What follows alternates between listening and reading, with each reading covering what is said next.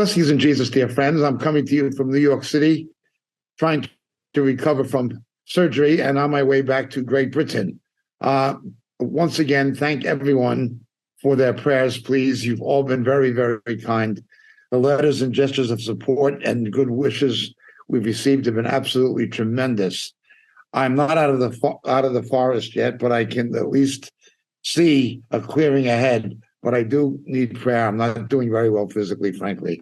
But the Lord is gracious, and He's brought me this far, and I have no doubt that there are better days ahead for His glory and kingdom service. In the meantime, it has been a year since the invasion of the Ukraine by Mr. Putin.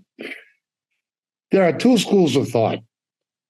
I have persistently sided with those who said that Mr. Putin is a neo-Stalinist, that he lives in the shadow of the Cold War and resents Russia, the Soviet Union, having lost it.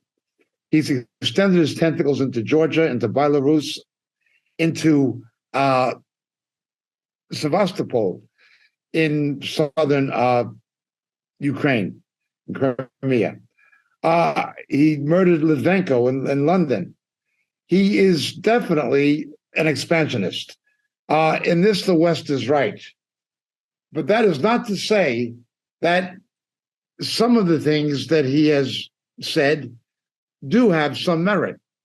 The West was not supposed to expand NATO any further towards the East, but it has. But this is partly in response to the aggression of Mr. Putin. Certainly the Baltic states, Latvia, and Lithuania, and Estonia, they're just plagued with fear, as are the Poles. Additionally, we now see him beginning to saber-rattle towards Moldova.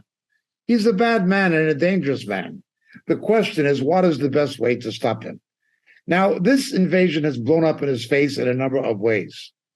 Although day-to-day life continues in Russia pretty much the same as it always has, they are beginning to get bit now by inflation and by the numbers of people that have left. Also, Russia has been running on reserves. It has been forced to underprice its oil and natural gas exports to India and China to remain solvent. It cannot do this indefinitely.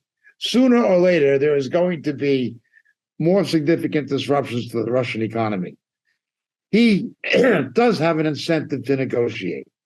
Additionally, his aggression has virtually brought Finland and Sweden into NATO, which will create another 740 miles of border with a NATO country with Russia. That may, in part, be his motive for wanting to threaten Moldova, Romania, and so forth. Be that as it may, we've said from the beginning, the best is to negotiate. What Donald Trump warned of an axis of power between Iran, China, and Russia is already taking place. What are the motives of the West?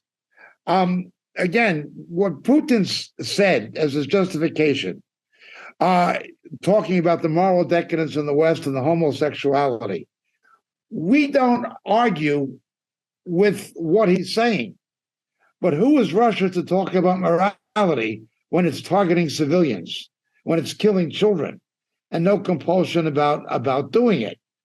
I know that some of the most disgusting pornography on the internet is produced in Russia and comes out of Russia. I think he's just playing that card politically, even though what he's saying is true. Another factor is BRICS, the fear of another currency or a basket of currencies that would threaten the place of the dollar. India is playing both sides. It is at odds with China. They're not going to attack China, and they're not going to attack Brazil, obviously, nor South Africa. Russia is the most vulnerable. The Russian economy must be torpedoed. And in order to torpedo the Russian economy, you have to have a way to do it. And Putin's aggression and a military response to it is the answer. It is also true that there are neo-Nazi elements or extreme fascist nationalist elements in the Ukraine.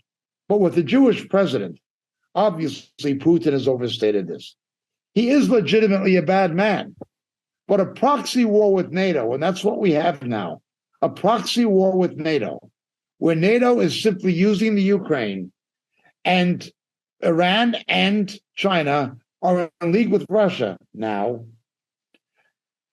fighting NATO. This is not the way to curb Mr. Putin's aggression. Donald Trump warned of this.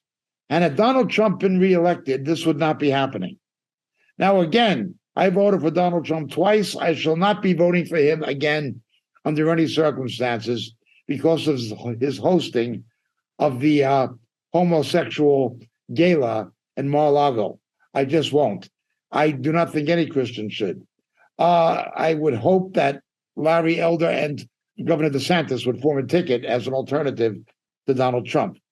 Additionally, Donald Trump bears a major portion of the responsibility for the electoral disaster. With an unpopular president like Biden, it's inexcusable that more seats were not won in the House and that the Republicans did not retake the Senate. Now, I know that Donald Trump does not bear entire responsibility. Mitch McConnell and the Republican National Committee are co-equally guilty. But as we've said repeatedly, Donald Trump bears much of the responsibility. The disaster with Fetterman in Pennsylvania is the fault of Donald Trump. He has backed a number of candidates who were likable people, Herschel Walker among others, but did not have a chance of winning. He has been a very, very poor party leader in the midterm in his post-presidential capacity as party leader. I don't think he's the man. But had he been elected or reelected, China would not be threatening Taiwan. North Korea would not be firing missiles at the Sea of Japan again, and neither would the invasion have happened. Peace comes only through strength.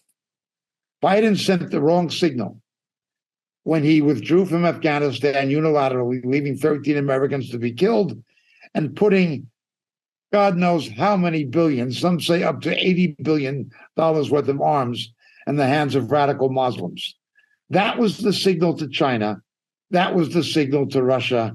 And it's the result of a weak, senile corruptocrat in the White House, a man who has been involved with the Ukrainian government and its corruption via his son and profiteering on it. The whole thing is a big mess. The best way forward is to negotiate. Putin is vulnerable to the consequences of what he's done economically. And he has an incentive to negotiate. But with a weak and a corrupt administration in Washington, that does not seem to be on the table. As Jesus said, you'll hear of wars and rumors of wars. These are the things that are presently pending. All we can do is pray. Now, let me make it clear, I do not like, trust, or respect Mr. Zelensky. He is simply a lesser of two evils. But I do have compassion for the people of the Ukraine and what's being done to them. And I do believe that Mr. Putin is an aggressive villain. But there are better ways to stop him. And there are better ways to stop him. That is my considered opinion. Thank you so very much once again for your prayers and goodwill. God bless.